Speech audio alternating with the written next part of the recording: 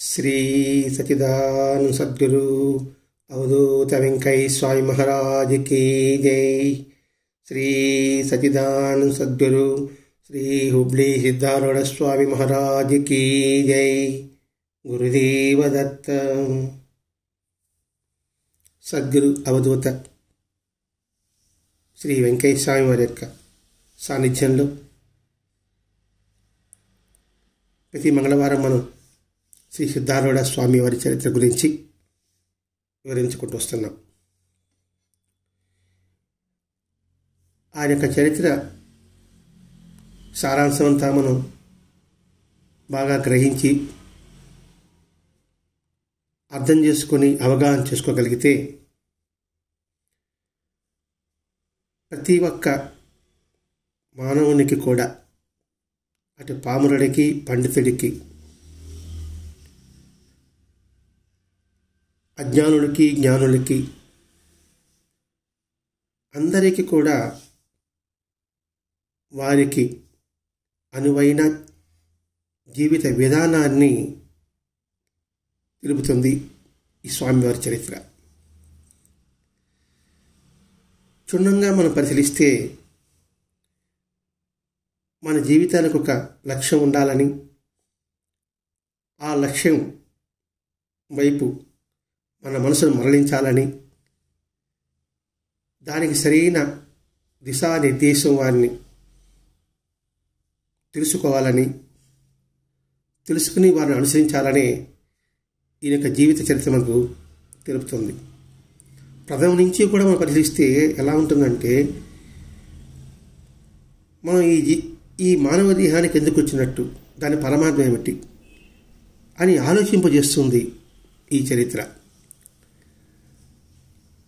అలా ఆలోచించిన దాన్ని మన జీవితం మనమే అర్థం చేసుకోవడానికి చక్కగా ఉపయోగపడుతుంది ఆయన యొక్క బోధ. అటువంటి మహనీయ చరిత్ర చివరి అంకానికి వచ్చాం. సిద్ధారూఢుల యొక్క కీర్తి పౌర్ణమి నాటి చంద్రుని వెన్నెల్లాగా ఈ జగతంతా వ్యాపించింది. అప్పట్లో ప్రసార సాధనలు విశేషంగా లేనటువంటి ఆ రోజుల్లోనే సిద్ధుల కీర్తి దేశమంతా వ్యాపించింది. రాజు నుంచి పేదల వరకు, పండితుల నుంచి పామరుల వరకు, సాధారణ వ్యక్తుల నుంచి సత్పురుషుల వరకు స్వామివారి దర్శన ఆశీస్సుల కోసం దేశం నలుమూల నుంచి వచ్చేవారు. ఈ విధంగా కాలం గడుస్తుండగా ఆ మఠానికి ఆచి సంవత్సరానికి ఆదాయం పెరుగుతూ వచ్చి అప్పట్లోనే 25,000 రూపాయల ఆదాయం ఉండేది సంవత్సరానికి. అప్పట్లో అంటే దాదాపు 1906, 1910 ఆ ప్రాంతంలో. ఎప్పుడైతే ఆస్తి పెరుగుతుందో ఆస్తితో పాటు అందరికీ కొంతమందికి స్వార్థం కూడా పెరుగుతుంది. చుట్టుపక్కల ఉన్న ఆ శిష్యులనండి, భక్తులనండి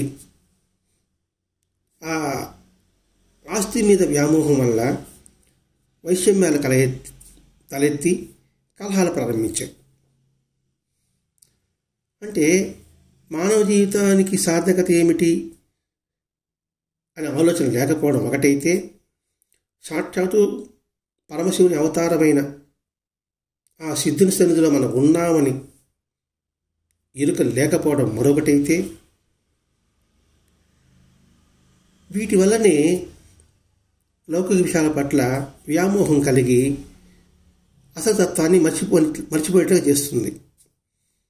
ఎప్పుడు చేస్తుంటే అవగాహన లేనిది, మనకి ఎంతటి పుణ్యం ద్వారా ఇటువంటి మహాత్ముడి సన్నిధి వచ్చింది అని గ్రహించలేకపోవడం వల్ల. స్వామివారికి ఇచ్చామరణం లేని శక్తి గల సమర్థులు. ఆయన ఎప్పుడు అనుకుంటే అప్పుడు శరీరం వదిలిపెట్టే మహాత్ములంతా కూడా ఎప్పుడు తను సంకల్పిస్తే అప్పుడు తమ శరీరం వదిలిపెట్టగలరు. అటువంటి సిద్ధారూఢుడు వీళ్ళని పిలిచి, ఎందుకు మీరు అలా అనవసరంగా కలహాలు పడుతున్నారు, ఏదో ఒక రాజీకి రండి, ఎవరో ఒకరు పెద్దలను సహాయించండి, అలా ఉంటే నేను ఇంకా 20 సంవత్సరాలు జీవిస్తానన్నాడు. కానీ అవి ఏమీ వాళ్ళకి నచ్చకుండానే వాళ్ళు రాజీ పడుకుని వెళ్ళిపోయారు. చివరి కోర్టు వరకు వెళ్ళింది. ఆ కోర్టు వాళ్ళు మఠంలోకి వచ్చి 21 రోజులు నడిచింది ఈ వ్యవహారం అంతా కూడా. పిమ్మట గురునాథులు అన్నారు, గురునాథుడు మఠానికి ఉత్తరాధికారి. గురునాథుడు అంటే గుర్రప్పని మఠానికి అధిపతి చేశాడు కదా సిద్ధారూఢ స్వామి.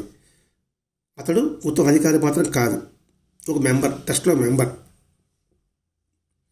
ఇది సమాధి అయితే ఏదో పూజ చేసుకుంటూ కూర్చోవలసిందే అని కోర్టులో నుంచి జడ్జిమెంట్ వచ్చింది. ఇంకొకరు వేరే వాడు చేశారు, హైకోర్టుకి అప్లై చేసినప్పుడు ఆ కోర్టు చేశారు, మళ్ళీ కింద కోర్టుకి పంపించేశారు. ఇవంతా చూసేప్పటికీ ఉంటారు కదా వకీలు ఒకడు, ఆ ఎదురు పార్టీ వారికి మూలపురుషుడు కానీ నశిస్తే న్యాయం మీదే అవుతుంది. మూలపురుషుడు ఎవరు? సిద్ధారూఢ స్వామి కానీ ఇప్పుడు కానీ చనిపోతే మీ పక్క అవ్వచ్చు. దీనికి ఆలోచించారు, ఆయన ఎలా చనిపోతాడు, ఇక్కడ చనిపోయేట్టుగా లేదు కాబట్టి మనమే హతమారుస్తాం అనుకొని ఆ కూటమి ఏం చేశారంటే అందరికీ నమ్మబలికారు, మేము సిద్ధార్థని బాగా చూసుకుంటామనే ఉద్దేశంతో. అలా చూసుకున్నట్టుగా నటించి ఆ సిద్ధులకి జబ్బు చేసింది, మేము సేవ చేస్తాము అని ఎవరిని లోపలికి రానికుండా వారే ఆ స్వామివారి గదులు ఉంటూ నానా హింస పెట్టేవారు. ఒకరోజు స్వామి దగ్గరికి వెళ్ళి, స్వామి మీకోసం ఒక మందు తీసుకొచ్చాము, మీరు తీసుకోండి అన్నారు. సిద్ధులు నవ్వుతూ, నాకే జబ్బు లేదు కదా నాయన, ఇప్పుడు నాకు మందు ఎందుకు? అలాగా స్వామి, ఈ ఔషధం తీసుకుంటే మీకు జబ్బు అనారోగ్యం రాదు, రండి తీసుకోండి. మనకు అర్థమైంది విషయం. సరే, దీనివల్ల మీకేం మేలు జరుగుతుందా అని అడిగాడు. ఈ స్వామి, ఈ ఔషధం వలన మీకు మేలు జరగకపోయినా మాకు మాత్రం మేలు జరుగుతుంది, కాబట్టి సేవించండి. ఓహో, నేను ఈ మందు తీసుకుంటే మీకు శుభం కలుగుతుందా? సరే అయితే మీ మేలుకే తీసుకుంటా. పిచ్చి సన్యాసులారా, భక్తులు కావాలనుకుంటే మహాత్ములు 100 సంవత్సరాలు జీవించగలరు కూడా.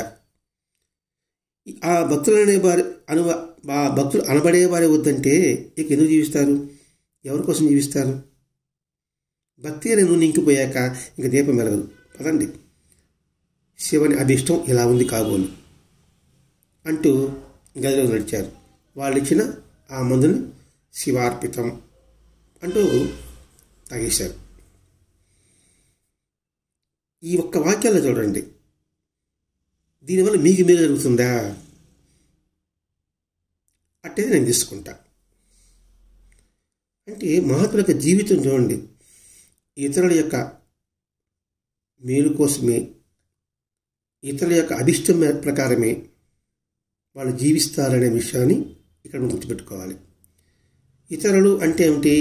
వ్యక్తులు కాదు, ప్రతి ఒక్కటి భగవంతుడు ఈ రూపంలో నన్ను ఆదేశిస్తున్నాడు అని ప్రతి క్షణము ఆ భావంలో ఉంటారు వాళ్ళు. అందుకు అంత ఈశ్వరేచ్ఛ. ఎందుకంటే భగవంతుడు ఈశ్వరుడు ఇంతవరకు నా కార్యం నెరవేర్చాడు, ఇక్కడి నుంచి నా శరీరానికి ఉన్న ప్రారంభం ఒకటి ఉంటుంది కదా, ఆ ప్రారంభం తీసివేసడం కోసంగా వీళ్ళ రూపంలో తను ఇలా చేస్తున్నారు అనే భావన వాళ్ళకు ఉంటుంది. అందుకని ఆ మందు తీసుకుంటూ కూడా శివార్పితం అన్నాడు. అది తాగిన తర్వాత పిచ్చివాళ్ళారా, డబ్బు మీద మీకున్న వ్యామోహం భగవంతుని మీద పెట్టుకుంటే ఎంత బాగుండేదో. మిమ్మల్ని చూస్తే నాకు చాలా బాధేస్తుంది. ఎందుకంటే మహాత్ముల సారథ్యంలో ఉంటూ కూడా మీరు ఆ లౌకిక మీద, ఆ డబ్బు మీద వ్యామోహం పోగొట్టలేకపోతున్నారు. అదే మహాత్ముల సన్నిధిలో ఉన్నంత మాత్రాన మీరు పవిత్రులైనా అనుకుంటున్నారు. మహాత్ముల సన్నిధి ఉన్నంత మాత్రాన సద్గతి కలగదు. అలా కలిగేటట్టుకుంటే వాళ్ళు కట్టుకున్న లంగోటకే ముక్తి కలగాలి అని హాస్యంగా హెచ్చరించాడు. ఇది రమణ మహర్షి జీవితంలో కూడా మనకి వివరణ వస్తుంది. సరే, తెల్లవారింది. సూర్యుడు మెల్లమెల్లగా తూర్పున ఉదయిస్తున్నాడు. పీతాంబరప్ప అనే అతను స్వామి దగ్గరికి వచ్చాడు. చూస్తే సిద్ధుడి స్థితి ఎలా ఉందంటే, ఆ మందు విషప్రయోగం మందు. ఆయన తాగిన తర్వాత మనిషి కాస్త నల్లబడుతున్నాడు, తడబడుతున్నాడు, కన్నులు మూతబడుతున్నాయి, కాళ్ళు వణుకుతున్నాయి. ఇవంతా చూశాడు పీతాంబరప్ప. ఏంటిదంతా అని స్వామి కడుపు బోను ఏడుస్తున్నాడు. అప్పుడు స్వామి అంటాడు, చూడండి, ప్రారబ్ధం దేహానికి ఈ శిక్షను విధించి కర్మాను క్షయింపజేసి జీవునికి కైవల్యాన్ని ప్రసాదిస్తుంది. నేను మన మందు తాగాను, ఈ విధంగా అయింది అని చెప్పడం. నా ప్రారబ్ధం ఈ దేహానికి శిక్ష విధించింది. ఈ దేహాలను కర్మను నశింపజేసి లోపల జీవునికి కైవల్యాన్ని అంటే విడుదల చేస్తుంది.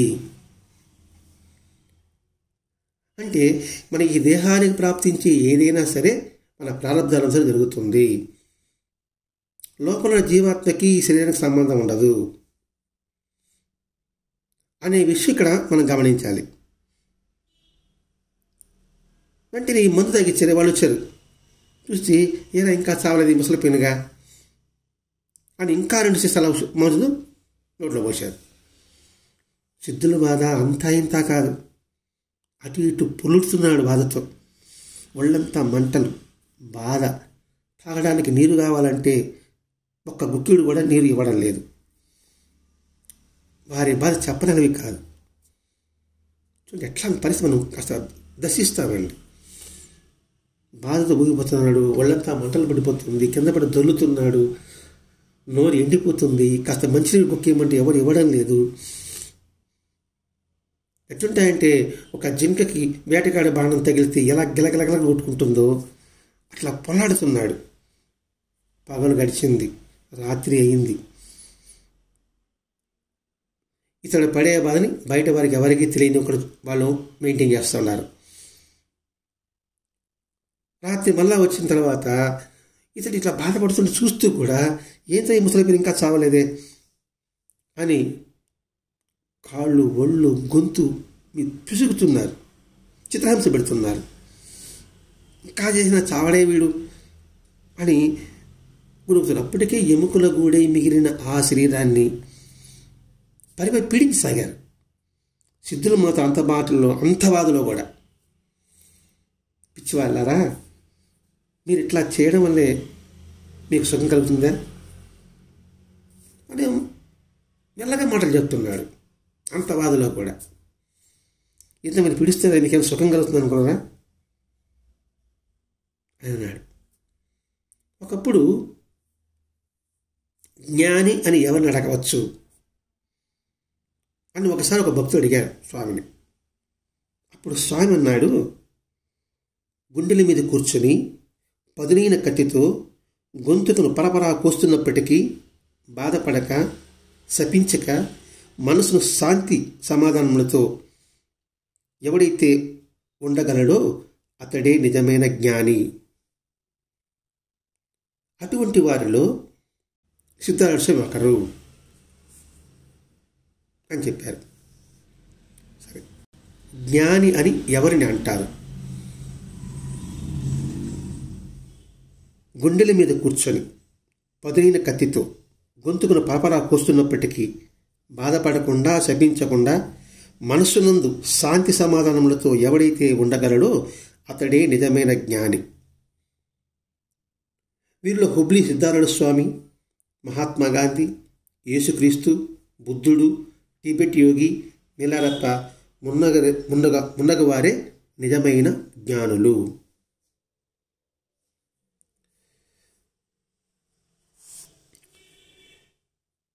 ఆ రోజున తమ గుండెల మీద కూర్చొని అనంత విధాల హింసిస్తున్న వారు మాత్రం కోపించలేదు, వారు మాట్లాడలేదు. అంతటి కరుణామూర్తులు సిద్ధులు. మనకు అతి సమీపంలో అవతరించిన మరో బుద్ధుడు, మరో యేసుక్రీస్తు అని మనం భావించాలి, మహాత్మా గాంధీ అని భావించాలి, టిబెట్ యొక్క మిలారప్ప అని మనం భావించగలగాలి. కాలం చక్రం గిర్రున తిరుగుతూ ఉంది. 19 ఆగస్టు 1929 సోమవారం. ఆ రోజు కైలాస మంటపంలో సిద్ధుల యొక్క పూజ జరగాలి. సిద్ధుల ఆరోగ్యం బాగాలేదని, వారికి విశ్రాంతి అవసరమని, ఎవరు దర్శనానికి రాకూడదని ఆ చుట్టుపక్కల వాళ్ళు ఉన్నవాళ్ళు చెప్తున్నారు. చాలా దూరం వస్తారు సిద్ధుల దర్శనానికి. వాళ్ళందరూ ఆరాటంతో ఏమైంది, ఎందుకు ఆయన దర్శనం కాలేదు, కనీసం ముఖ దర్శనమన్నా మాకు కలిగించకూడదా అని అడుగుతున్నారు. సరే ఇంతమంది కానీ వచ్చేసారు కదా, మనం ఇప్పుడు కానీ దాచిపెట్టేస్తే మన మీద కొంచెం మనకి ఇబ్బందికరంగా ఉంటుందేమో అనేసి, సరే మీరు ఇక్కడే కూర్చోనండి, కైలాస మంటపానికి సిద్ధులు కూడా వస్తారు అని సిద్ధులని ఒక కుర్చీలో కూర్చోబెట్టుకొని మోసుకుని వస్తున్నారు. అప్పటికే విషబాధతో వెలవలాడిపోతున్నాడు. తల వేలాడిపోతుంది. ఇంకా తల వేలాడిపోతే మన మీద నింద వస్తుంది చూస్తూ తలని గట్టిగా పట్టుకొని ఆ కుర్చీని పట్టుకొని మెల్లగా తీసుకొచ్చి కైలాస మంటపం నుంచి కూర్చోబెట్టారు. అప్పటికి జనంలో గందరగోళం అయిపోతుంది. ఏంటి స్వామి అలా అయిపోయారు, మనిషి నల్లగా అయిపోయారు, ఏంటి కళ్ళు తెలుస్తున్నట్టుగా ఉంది అని ఒక్కొక్క విధంగా అనుకుంటున్నారు. ఆడ కూర్చోబెట్టారు. కూర్చొని మరుక్షణమే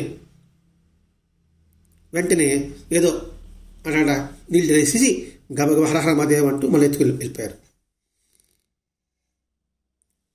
కొద్ది రోజుల క్రితమే అంతకుముందే సిద్ధులు యొక్క ప్రియ శిష్యుడు ఆ గుర్రప్పని మీరజకి పంపించున్నాడు స్వామి. ఏదో పనిగా పంపించారు. వెంటనే గుర్రప్పని పిలిపించమని అక్కడున్న వాళ్ళు చెప్పారు. ఒక టెలిగ్రామ్ కొట్టారు. అది ఆ గోవింద స్వామి అని అతనికి చేరింది. అతడు గుర్రప్పని తీసుకుని గబగబా 21 ఆగస్టు 1929 హుబ్లీకి చేరిపారు. అక్కడికి వస్తానే ఆ గుర్రప్పకి ఎలా ఉన్నాడంటే స్ఫురణలో లేని తన గురువుగాని చూస్తున్నాడు. ఆ సిద్ధుడు మధ్య మధ్యలో గుర్రపు వచ్చాడా అని అడుగుతూ ఉన్నాడు. చివరికి గుర్రపు రానే వచ్చాడు. సిద్ధులకు ఎదురుగా వెలిచి నిల్చున్నాడు. సిద్ధుడిని ఆ స్థితిలో చూసిన గుర్రపుకి నోట మాట రాలేదు. కళ్ళ నీళ్ళ పర్యంతం అవుతుంది. తల వంచుకుని అలా దిగులుతూ నిలబడి ఉన్నాడు. సిద్ధులు మెల్లగా గుర్రప్పని చూశాడు. చేతి సైగ చేశాడు రమ్మని. గురు అంటే వచ్చిరా అనే మాటతో గొంతు పెగలలే. అవతార సమాప్తి సమయం వచ్చింది. నీ వచ్చే వరకు ఎలాగో నేను నిలిచి ఉన్నా, నువ్వు వచ్చావు. ఆ మాట అంటేనే ఆ గుర్రప్పకి దుఃఖాన్ని ఆపుకోవడం సాధ్యం కావడం లేదు. నేను వెళ్ళేటప్పుడు ఆరోగ్యంగా ఉన్న తన గురువు గారు ఇప్పుడు ఈ పరిస్థితిలో ఉన్నారు. ఏంటి పరిస్థితి? కళ్ళతో తలెత్తి చూడలేకపోతున్నాడు. వెంటనే స్వామి అన్నాడు, గురువు నా కార్యం పరిసమాప్తమైంది, ఇక అంతా నీదే, నువ్వు దుఃఖించరాదు, ఇలా దగ్గరకు రా అని పిలిచాడు. సిద్ధులు మెల్లగా దగ్గరకు వెళ్ళాడు. నిల్చున్నాడు. గురువు అంటే గుర్రప్ప, నేను మాట్లాడి చెడ్డవాడయ్యా, నువ్వు మాత్రం మాట్లాడవద్దు. నీవు నీ లోపలే అనుకుండు. ఇక ముందు ఇంకా చాలా చాలా జరుగుతాయి. నువ్వు మాత్రం నోరు మెదపవద్దు, నాలుగు కదిలించవద్దు. నేను వీళ్ళని నమ్మా, నన్ను ఈ స్థితికి తీసుకొచ్చారు. నువ్వు ఎవరిని నమ్మవద్దు. నమ్మితే ఆ బూడిదని నమ్ము. నేను వీళ్ళ చేతిలో చిక్కాను, నువ్వు ఎవరి చేతిలో చిక్కవద్దు. ఇది సిద్ధులు చెప్పిన మాట, చివరి మాట. నా అవతార కార్యం పరిసమాప్తి అయిపోయింది. నేను మాట్లాడి చెడ్డవాడైపోయాను, నువ్వు మాత్రం నోరు మెదపద్దు. నేను వీళ్ళని నమ్మాను, ఈ స్థితికి వచ్చాను. నువ్వు వీళ్ళని ఎవరిని నమ్మద్దు. నమ్మితే బూడిదని నమ్మున్నాడు. బూడిద అంటే శివ యొక్క స్వరూపం. కాబట్టి ఆ భగవంతుని నువ్వు విశ్వసించు అని ఈ మాటలు చెప్పేటప్పటికీ సిద్ధుడికి తల గిర్ర తిరుగుతూ ఉంది. ఏం మాట్లాడాలి, ఏం సమాధానం చెప్పాలి, ఏం అర్థం కాలేదు. ఏంటి స్వామి తన గురువుగారు ఇలా చెప్తున్నారే అని అలా అయోమయంగానే ఉన్నాడు. వెంటనే సిద్ధారూఢ స్వామి గుర్రప్పను దగ్గరకు రమ్మని చెప్పి కింద నుంచి పై వరకు తీక్షణ యోగ దృష్టితో చూశాడు. ఇక్కడ తీక్షణ యోగ దృష్టితో చూశారంటున్నాడు. వారి కనుల్లో నుండి ప్రసరిస్తున్న అపూర్వ తేజోరాశిలో తడిచి ముద్దయ్యాడు గుర్రప్ప. సిద్ధారూఢులు గుర్రప్ప దేహమనే ఇంటిలో జ్ఞానమనే నందదీపాన్ని వెలిగించారు. గుర్రప్ప దేహం లోపల బయట స్వచ్ఛత గావించారు. ఇది ఆయన యోగ దృష్టికున్న ప్రభావం. తీక్షణ యోగ దృష్టి. యోగం అంటేనే కలయిక. తన దృష్టి అంతా కూడా కేంద్రీకరించాడు. మూలాధారం నుంచి సహస్రారం వరకు తన యోగ శక్తితో కుండలి సర్పాన్ని అతనిలో మేల్కొల్పి తనలో ఉన్న శక్తిని గురునాథురుడిలో ప్రవేశింపజేశారు. అందుకే సద్గురువు తన దృష్టితో శిష్యుడిని తనంతవరగా చేసేవాడు సద్గురువు అని మన బాబా చేతుల్లో వివరించినట్టుగానే ఇక్కడ తన యోగ దృష్టితో ఆ గుర్రప్పలో ఉన్న శక్తిని మేల్కొల్పాడు. కుండలి భాగం అంటారు యోగంలో ఒక వింతైన విశేషం ఇది. అది శాస్త్రం వచ్చేటప్పటికీ ఉంటే శాస్త్రం వచ్చేటప్పటికీ ఒక పాము పడగలాగా ఉంటుందట. కుండలి సర్పం అంటే అది అని అంటారు. అయిన తర్వాత గుర్రప్ప దేహం అనే ఇంటిలో జ్ఞానమైన నందదీపాన్ని వెలిగించారు. మహాత్ముల యొక్క యోగ దృష్టికి అంతటి శక్తి ఉంటుంది. గుర్రప్ప దేహం లోపల బయట స్వచ్ఛత కావించారు. ఇల్లు నిర్మలమైంది. శివదీపం వెలిగింది. ఇల్లు అంటే దేహం, శివదీపం అంటే జ్ఞానజ్యోతి. సిద్ధులు తమ దేహం అనే ఇంటి నుండి గుర్రప్ప దేహం అనే ఇంటిలోకి మారారు. అంటే గురు శిష్యుల బంధం సంబంధం ఎటువంటిది అనేది ఇక్కడ అర్థమవుతుంది. ఇక్కడ నిజమైన భక్తుడు భగవంతుడు భేదం ఉండదు. దేహాలు మారాయి కానీ ఆత్మజ్యోతి మాత్రం ఒకటే. నీలో నువ్వు అణిగి ఉండు, నోరు మెదపవద్దు అని సిద్ధుల మాటియే గుర్రప్పకు మహామంత్రమైంది. అంటే నీలో అణిగి ఉండు, నోరు మెదపవద్దు అన్నాడు. నీలో అణిగి ఉండు, నోరు మెదపవద్దు. ఈ పదానికి ఏదో కొంత అర్థం ఒకటి ఉంటుందండి. నిన్ను ఆ జ్ఞానజ్యోతిని అలానే ఉంచుకుంటూ వాచా కాకుండా చేతల ద్వారానే ఆ ఆత్మజ్ఞానతత్వాన్ని తెలియజేయి అనే భావం అయి ఉండవచ్చు. నీలో నీవు ఉండు, నీలో ఉన్న తన్మయత్వం నీలోనే రమిస్తూ ఉండు. రమిస్తూ ఉంటే ఆ భావాలే అది చేతల ద్వారా బహిర్గతమవుతుంది. అంటే జీవన విధానం ద్వారా బహిర్గతమవుతుంది. అంటే ఉపన్యాసాలు ఇవ్వవద్దు, ప్రచారాలు చేయొద్దు. నీ జీవితమే ఒక ప్రచారం కావాలి, నీ విధానమే ఒక ఉపదేశం కావాలి. అదే గొప్ప మహామంత్రం అనే భావన ఉండొచ్చు. ఆ గుర్రప్ప గురునాథారూఢులయ్యారు. ఆ ఆరుడులు అంటే చెప్పాను అన్నిటికీ అతీతంగా ఉండే ఒక వ్యక్తి, లోక విషయాల్లో ఉంటూ కూడా ఉండని వ్యక్తి, నిరంతరం ఆత్మచింతనతో నిరంతరం వెలిగేవాడని ఒక వ్యక్తి, దేనికి అంటని వాడు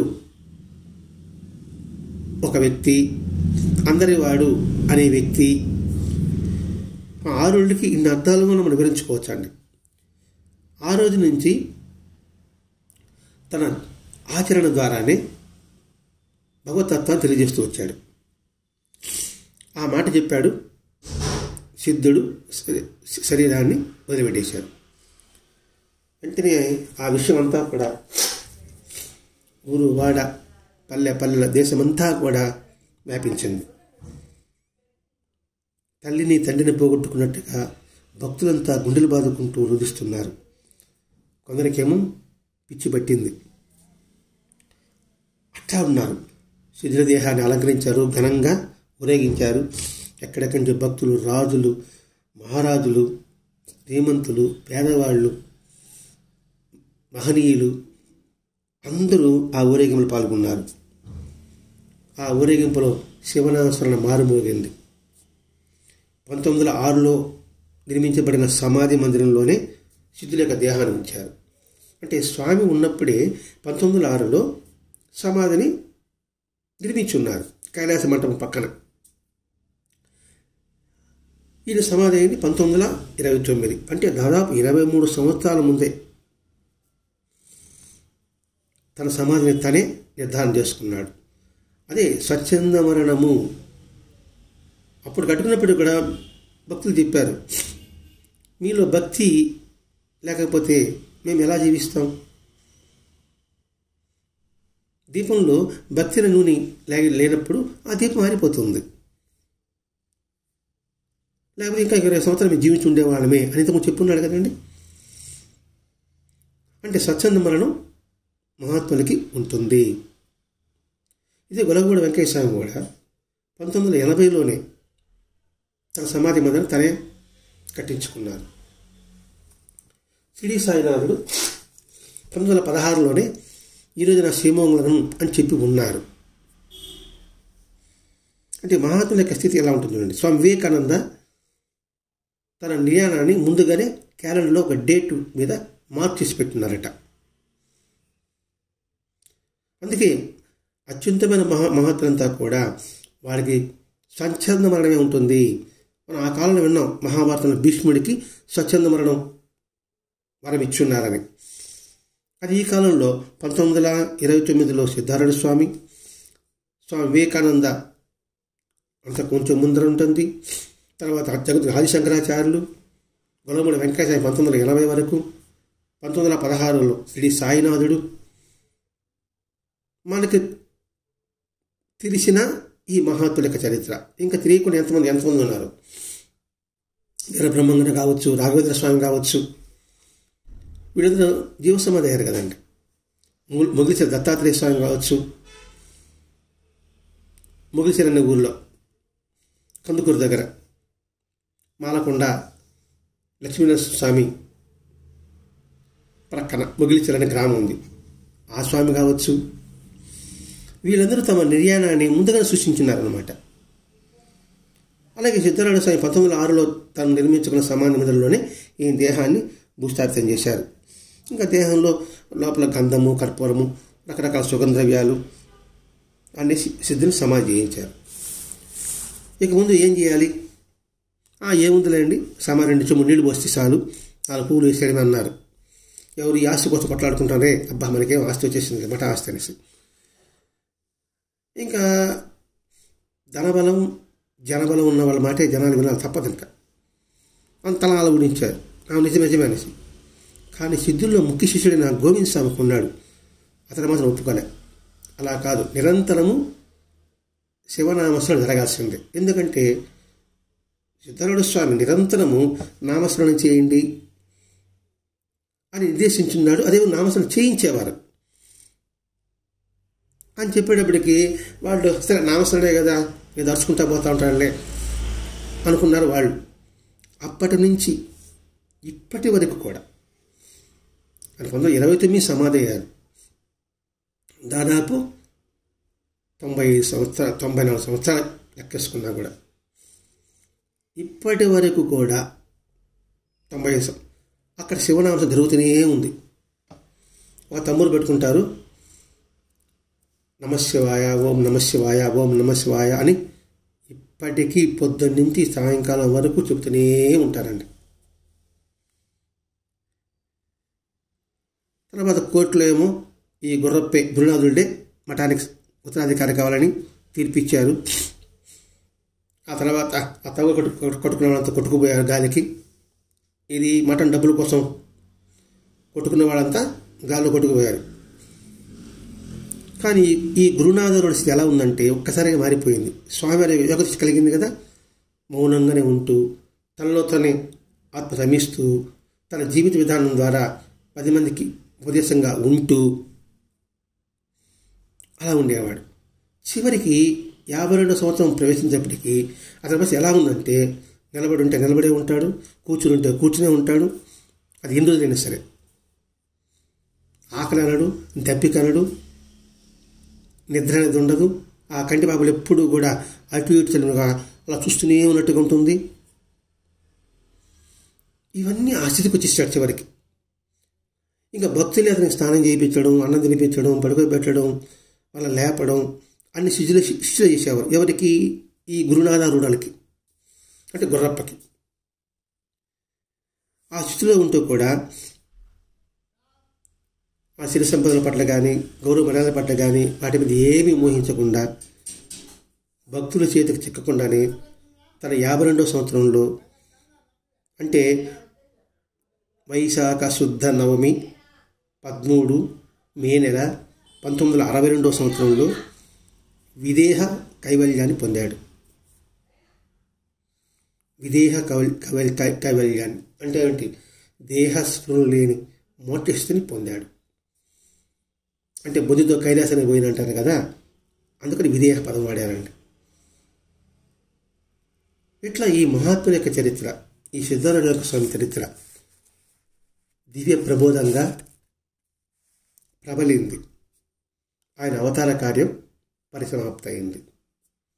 సిద్ధారూఢ స్వామి యొక్క అవతార కార్యక్రమం పరిసమాప్తి అయింది. ఇప్పటికి ఈ రోజుకి పూర్తయింది.